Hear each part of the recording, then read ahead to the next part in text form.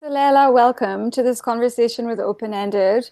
Just as a reminder of Open-Ended, what it is, it's a platform for bringing together activists, designers, and thinkers from around the world. We're going to be exploring the spaces where creativity, culture, and design intersect with tech, science, and engineering with a lens on challenging what's existing and looking to the future. So we welcome everybody to come to join in as we bring a global and diverse community of creators together through this initiative for design thinking for the future. Before we start, I'm going to give a quick introduction on yourself because you've kind of spanned this really interdisciplinary world of design and education across continents, and we can talk more and unpack more as we speak. Introduction to Leila Meroue is that she graduated from the AA school in 2012 in London, where she focused her architectural studies on both vernacular architecture and sustainable construction. She then worked in London as an architect, and during that time, she also founded Let's Build My School, which is an incredible organization that she now runs. And we were introduced by a mutual friend who is a fellow graduate of the Architecture Association, and a huge fan of your work, and we can talk about him too. And then she eventually decided to leave her career in London professionally in 2020 and give all of her time to her architectural practices that focuses on building in nature and then also this world of building for others. So thank you, Leila, for joining. It's super exciting. This is the first time we actually meet in like a video space, kind of, and I'd like to start by where you are right now. I'd love to know a little bit about like where you're sitting. You're the first person joining us from Senegal, and I'd love to hear a little bit about your journey there in 2020 and what made you decide this year of all years to head there. So we started the construction of the second school in 2019, last summer. And we divided it into two parts. So we built the first half last summer, 2019. And I was still working in London as a full-time employee in Fletcher Priest Architects. And towards the end of the year, I felt like I needed a break from my career in London after 10 years in London. So I thought, okay, now is the time to go back to Senegal and finish the school that we started. So I arrived here in December 2019, and we started the construction of the second half in January. And then COVID happened, so I stayed locked here. And so we finished the construction of the school in the village around April. And then while I was here and not able to travel anywhere else, well, I decided to set up my company, LM Architecture, and build houses in nature, which was my thesis in architecture. Amazing. And so just to come to Let's Build My School, sort of to go to the beginning of it. So that was sort of a journey that's been a long time coming. I'd love to know more about you, because I know that you have, were you born in Lebanon? No, I was born and raised in Paris, but I'm originally from Lebanon, and my parents were born and raised here in Senegal. Okay, so that's my link with Senegal. So that's your link with Senegal, is your parents are there and you're from Lebanon and you grew up in Paris. And so while you were at the AA in London, you came up with this idea for Let's Build My School, and you decided to start in Africa. So I'd love to hear specifically that journey and how it transpired. And obviously you've been working on this throughout your architectural career in London. We love side projects, open-ended. And so I'm also just really inspired by that. I'd love to know more about that and how it came to your deciding it was a full-time thing for you. Yes. I was changing jobs between one and another in 2015, end of 2014. I was in London. I was not really happy in my professional career. And then I decided to go for a volunteer trip, which also was what inspired me to create the volunteer trip of Let's Build My School. So I joined Habitat for Humanity. They're a big NGO, American NGO, doing incredible work. And the volunteer trip was in Argentina. So I joined it for a week. And this is when I thought, okay, this is what I want to do. I want to be able to combine my professional skills and my passion for humanitarian work, which I was doing quite a lot since I was 18, and create something around it. So this was in 2015. I came back to London. I changed jobs, and then I started. So straight away, I started creating Let's Build My School on the side. And can you say what is the vision and concept for Let's Build My School and what it is actually today? What is the organization? So the organization is about building schools in remote areas of the world. So we started with Senegal because I frequently come here since I'm a baby. So I know the environment. I have a good network here. I understand the culture. It was easier for me to start a project in Senegal where I knew the country and the culture, and then export what we're doing somewhere else, which is the dream. So the mission is to build schools in emerging markets. And can you go a little bit deeper, just to unpack a little bit more how and why your vision was different as an architect coming to the space? Sure. It was not only about designing and building schools, but it was mainly about researching techniques of constructions that can be easily taught to the community, so they can take ownership of the technique learned, and they can replicate it whenever they need. So the main goal is really beyond building schools and providing educational facilities. It's to inspire communities so they can expand their village and empower these communities by teaching new technique of construction.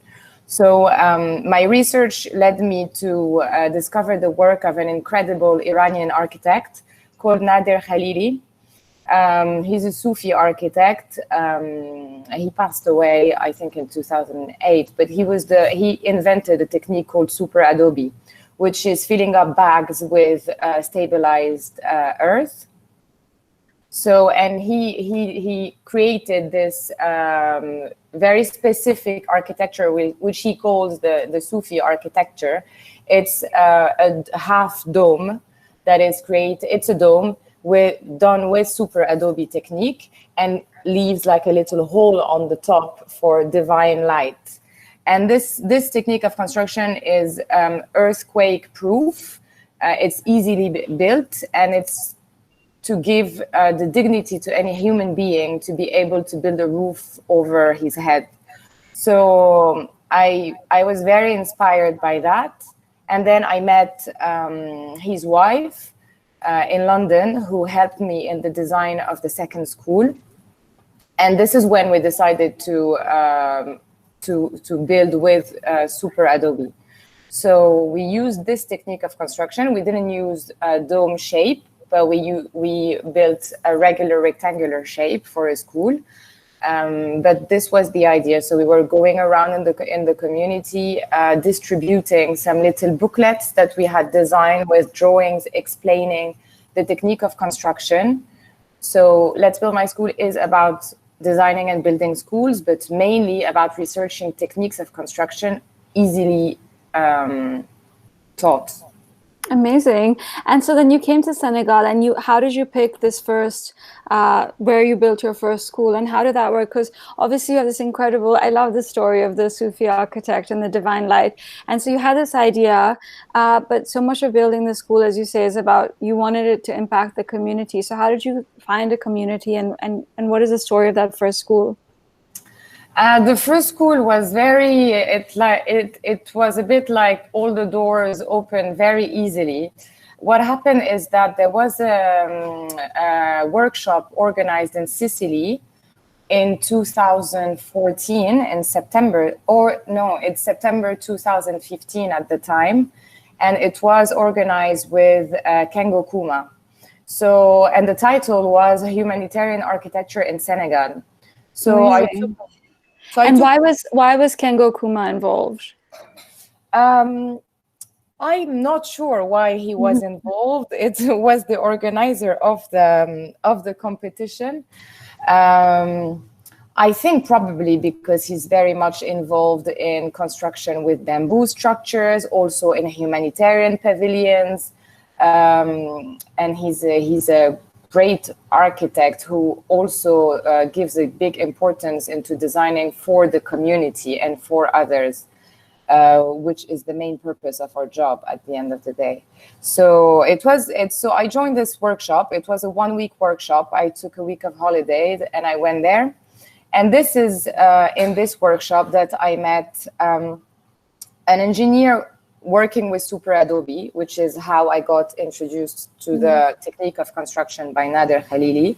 And what is Super Adobe? Can you just Super Adobe is this filling up bags with stabilized earth mix. It is the technique of construction that was invented by Nader Khalili in the dome structure that I was talking about. And was that something that he had sort of brought in from like some older form of construction? Is it something that's been done before? It was very much his something that he invented?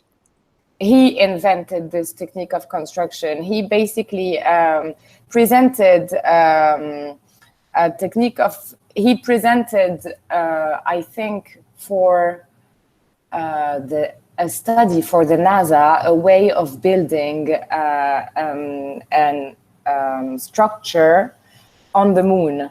And his proposal was to fill up bags with dust and create this structure. And then this was translated into filling up these bags with a stabilized earth mix and creating this dome, only for the purpose of giving the opportunity to every human being and refugees in the world to be able to self-build their structure and have a roof over their head. I think that's the story. I won't. It's a great story. Anyway, from my research, it is. Yeah. Okay, so you come to Senegal and you find you go to this conference.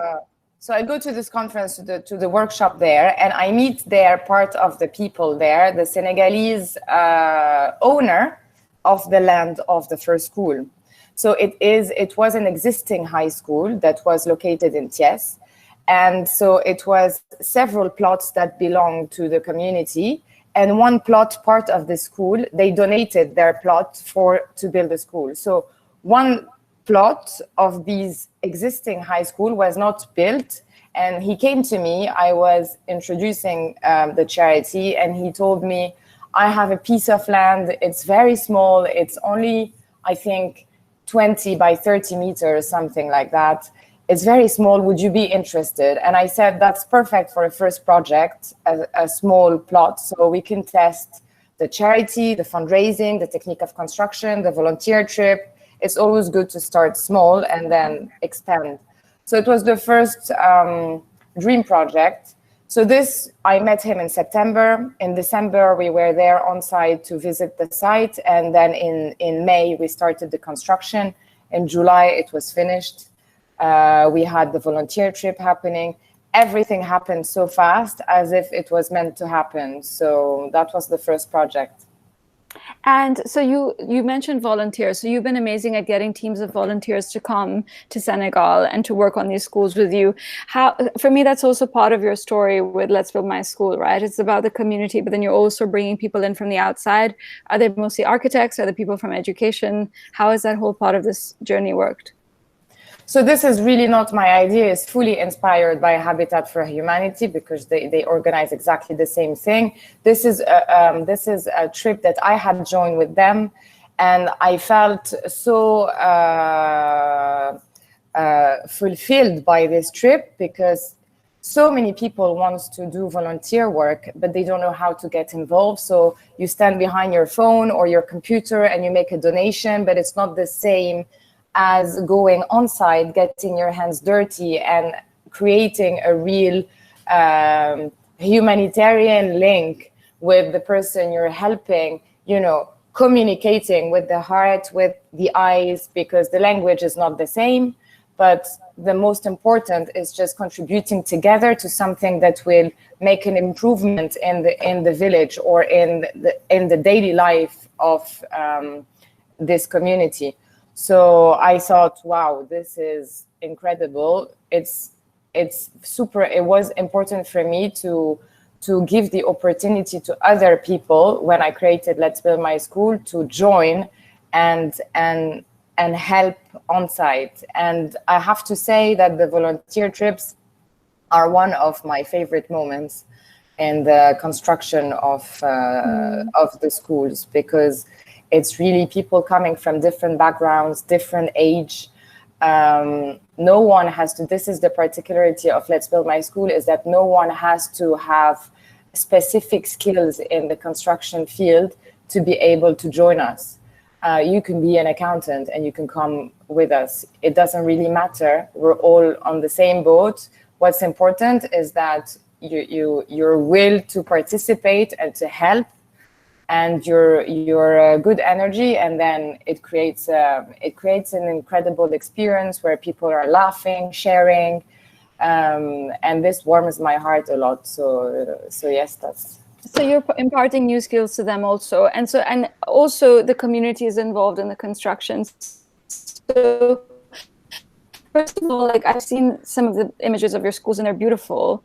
So, you know, what you see is not just the technique, but also there are these I'd love to know about how you think about that, the craftsmanship, the final product, the size, and also how these schools are now being used and how you're measuring success in terms of, is it the number of schools that you're building? Is it how much they're used? Is it about how involved the community is? Do they go on to design other structures? How do you think about that? There's many questions in one question. So for the design and the aspect of the schools, we really focus on how can I say, ecological and low cost construction technique as a priority more than the design. It's important that we're not designing something that is hard to build, because ultimately we just want to create a structure that will be built fast, that will be performing in terms of quality of air inside the classrooms, because we are in a hot climate. It rains in rainy season, and the main goal is to create good environment for the students to focus and the teachers to teach in good conditions. So that's why we're driving towards building with earth, because of the thermal qualities of this technique of construction. So inside the classroom, it's quite fresh. Then for the design, it's quite set. Here in Senegal, the requirements are 7 by 9 meters for a classroom. So there's not so much flexibility in the design. So we're really creating simple designs and using the earth that we have under our feet to raise up walls and create these environments. So in terms of like what you like and what is the aspect of the building, I guess it's really, we should just be thankful to the materials we have on site, the earth we have under our feet, and how we're going to transform this material to make it stand as a long-lasting building. That's for the design question. Then to measure the success of the building created, it's definitely about the numbers of students coming. So in the first school that we built, it's a tiny school. It was only, it was a kindergarten. So it was only two classrooms and 1 office. This one, there was no facility for kindergarten in the area. So we measure the success of it because now 62 toddlers from 2 to 5 years old are able to go to school where there was not any structure for them. So that's one thing. For the second school that we created, We measure the success. First, we built a well in the center of the school prior the construction of the school. And after the school has been built, the well is still open to the entire community. So first, there's access to water and additional well access to water for the neighborhood, the surrounding neighborhood. And then there was also a lack of educational facilities. So before we built the school, there was already 200 students that were already signed up to attend the school that didn't open yet. So today, the first half of the school was open while we were building the second half now. So it was open to 100 and I think 68 students, something like that. And now the second half is going to be open in November. So we're expecting between 300 and 400 kids in the school. So I guess that's pretty much, we can call it a success. Oh, that's amazing. My God, and all built with volunteers. That's so inspiring. And thank you for sharing this. So this is like one amazing thread of your work is like giving back, building for communities, thinking about local materials, and obviously like giving them skills to live on with. And then the other thread is your architectural practice. And I know you work a lot with nature.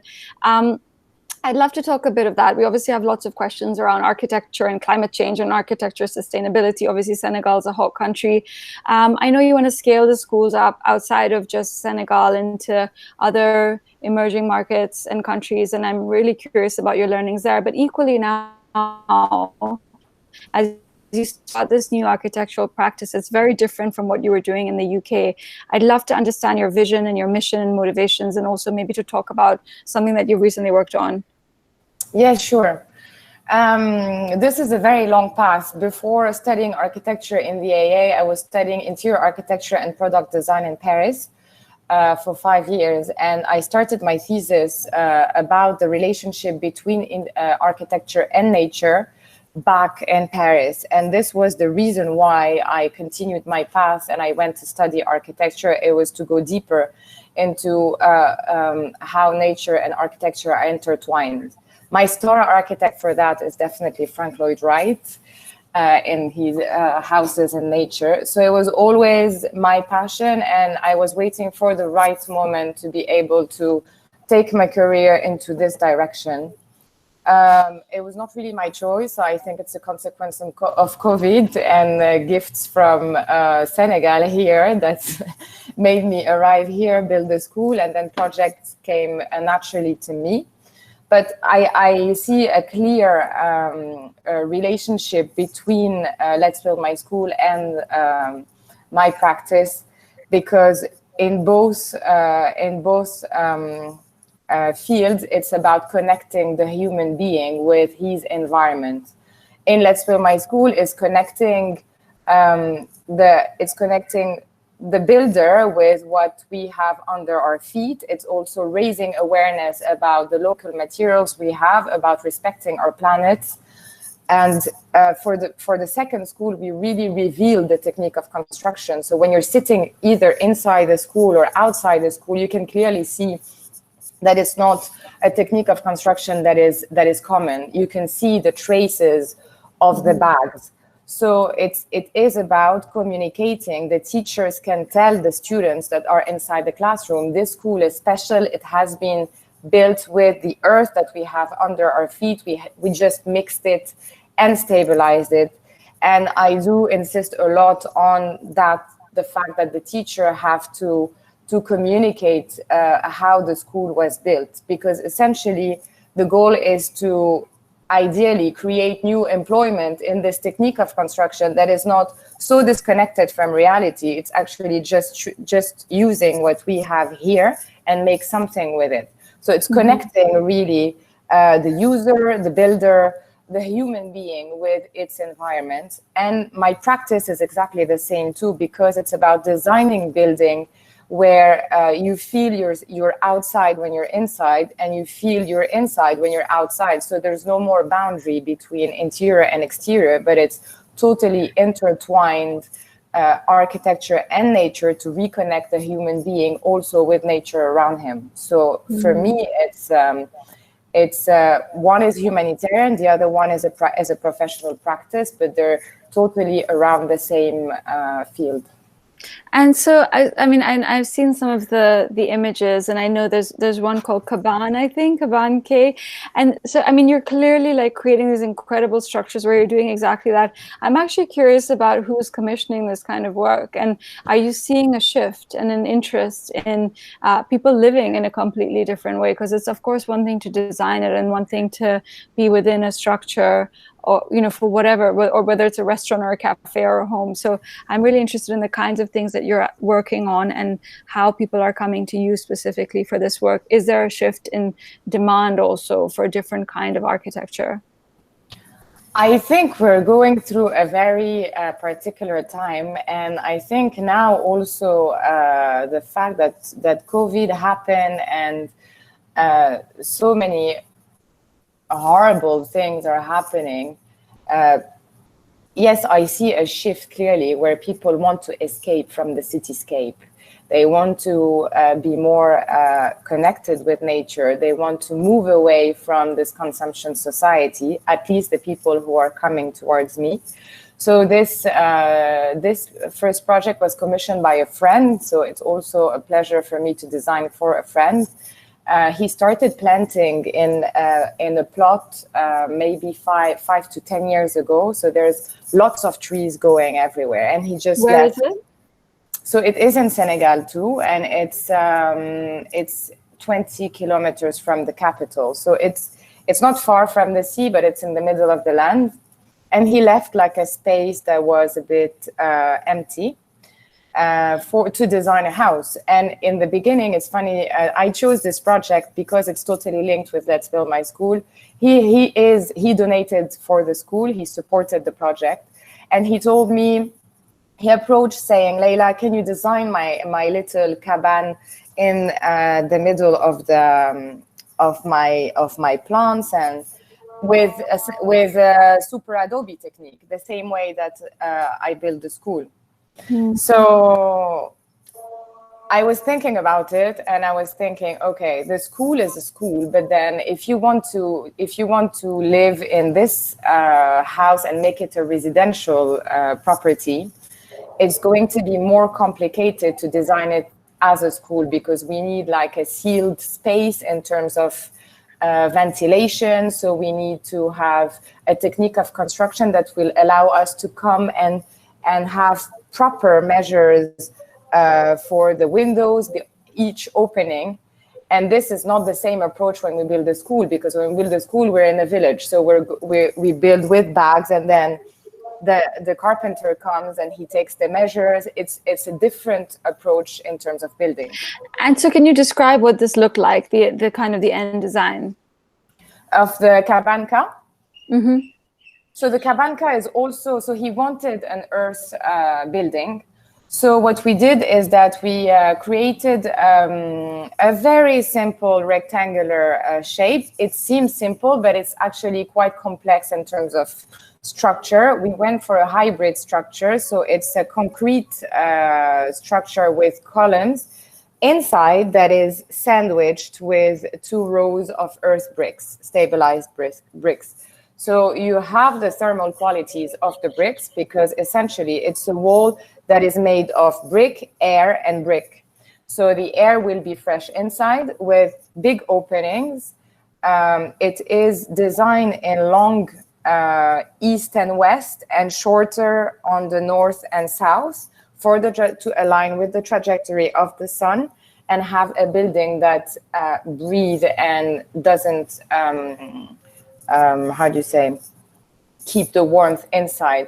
And we have big openings for natural ventilation. It's also in the middle of the green. So the idea is also being inside in this earth material and feeling like you're outside, being indoor. So I think it's also very special that somebody in Senegal has commissioned this work for you, because I assume it's one of the things we've been thinking about a lot in our conversations is to think about the flip side of demand. It doesn't just have to come from the West. It should be coming from, especially countries that are going to be more impacted by climate change, and also where there are possibly more extreme weather conditions in different directions. So for me, what's really moving about some of the things that you've shared and this moment of time is this experience, right? You've been experiencing COVID. You've been based in Senegal.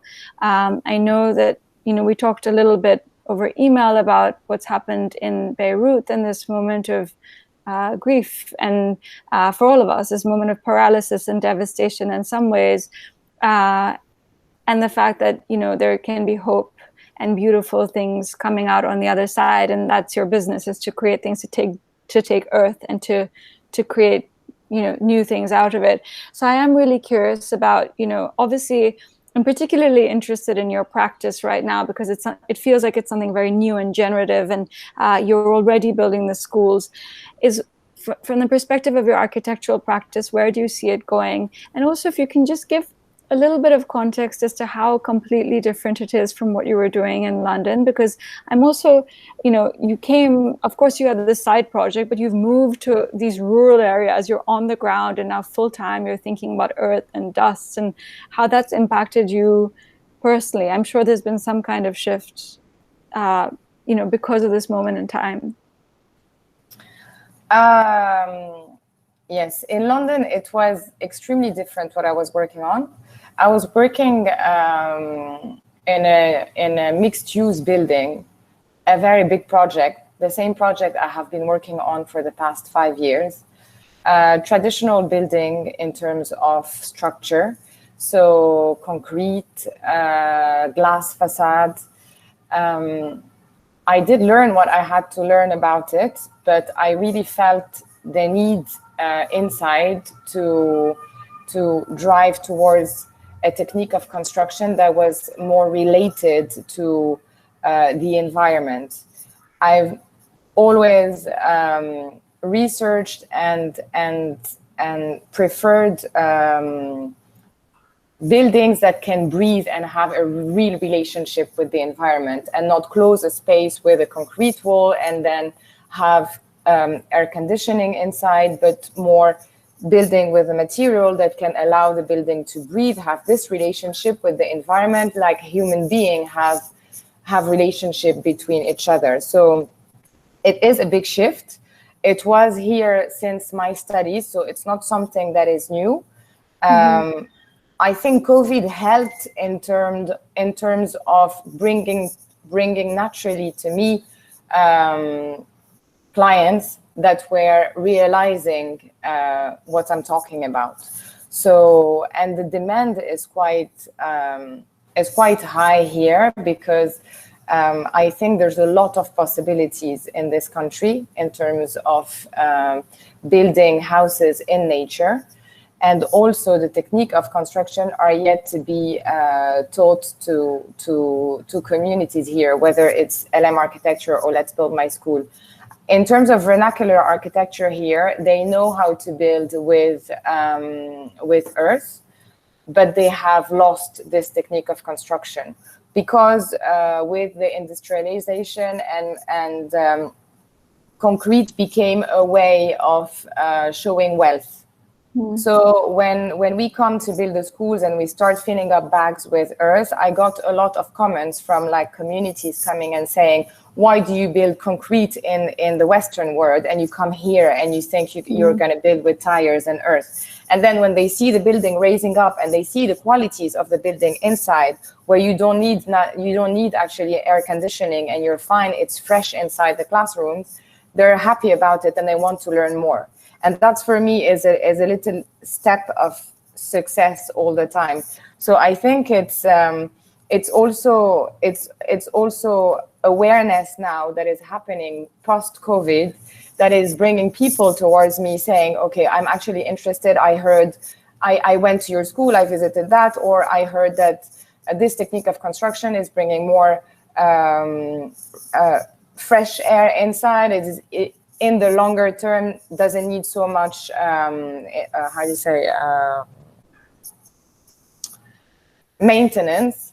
So they're interested, and then it's coming to me this way. So it's not so much about a shift that I felt, but I think it's just going on with life, which is anyway my philosophy in general, and then having things being aligned quite naturally. Coming to you. So I'm also curious then about if you see that the next step being going back to, you know, other architects outside of Senegal. Like, you're obviously experimenting, you're being able to pilot and obviously make real impact, but how much do you think this matters? Obviously it matters more than ever now, but how much do you think there'll be an openness towards the kind of stuff that you're doing? I don't even know, like, how are building codes in Europe? Like, would this even work? And do you see that stuff changing? There's obviously a community that looks at architecture and climate change and architecture and sustainability. Do you think you're going to be part of that? Do you want to? I'm just interested in where you see yourself bringing back and giving back to the world that you've been trained in. It's always a very difficult question that I never know how to answer, to say, like, how do you see the future? Because I have absolutely no idea. What I know is that the goal of Let's Build My School is to build as many schools as possible in Senegal and outside of this country. A dream would be to do like a tour and just create like small structures and leave something to the communities, whether it's a well, it's a rainwater collection, it's an additional classroom or something, and try to go explore the local technique of construction, how people are building on site, see what we can take from the vernacular, and then bring what we know, all the knowledge we would have accumulated through the different schools that we have built, and create something new always for the community. So, I mean, I can't answer about future, but I'm always interested in bringing people together, being together in a think tank, and see how we can make things better. So now we're organizing, I mean, Storming is organizing a competition for us for the third school that will be in Senegal, in Casamance, in the southern part of Gambia. So this for me is an incredible opportunity because it will bring several brains together, students, architects, thinking and submitting proposals for the next school to be built. So this for me is how I see the future, is probably connect as much as possible volunteers coming to give their heart and make and their skills and just their hands to build something, connecting people together from wherever we are in the world. Like today we're talking and you're in Islamabad, and that's already incredible to bring people together and think just for the community. That would be enough for me as a vision of the future. Now to bring back all that in Europe is not really the subject, whether it's LM architecture or Let's Build My School. I think what is okay to bring where I come from, whether it's London or Paris, it's more raising awareness. And I enjoy a lot when we are organizing fundraising events, whether it's through photo exhibitions or it's through concerts, through different ways that communicate the culture of the country where we are building. Because there, no one knows really what's happening in Senegal. No one knows where Senegal is in the map. No one knows about the lack of educational structure or didn't really think about it. So the fact that we can just raise awareness there and bring more people to join volunteer trip, to join into competition, is what I think we can bring there. But the technique of construction itself, in terms of vernacular architecture, I think there's so many regulations in Europe, in building regulations, in concrete. So it's not something we can transpose in the urban environment in Europe.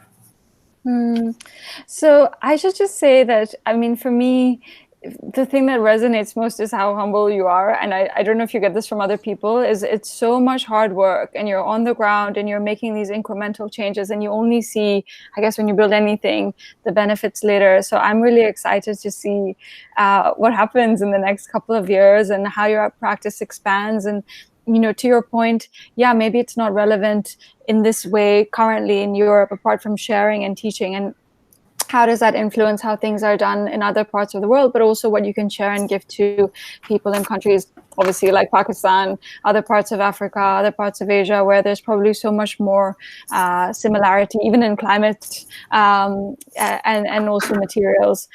So we're running out of time, and I know you're really busy, and I'm really grateful that we found this time with you. So I really wanted to thank you, and I hope that we can talk further about your dreams for the future and bring you together with some of our other participants on Open-Ended to see if there's room to help to build on that awareness that you talked about. So thank you, Leila. Thank you so much, Suhair, for your time. Really, thank you for approaching me. I just hope this will help on reaching out to help us fundraise, build more schools, and tell the stories of these little kids. It's really not about me at all. I was very hesitant in the beginning to join your interview because I'm not a big fan of like just going and throwing my own story. But I thought it was a great way to do it, just to tell the story for the kids and always build for others all the time. Oh, that's so cool. Thank you for sharing that too. Thank you.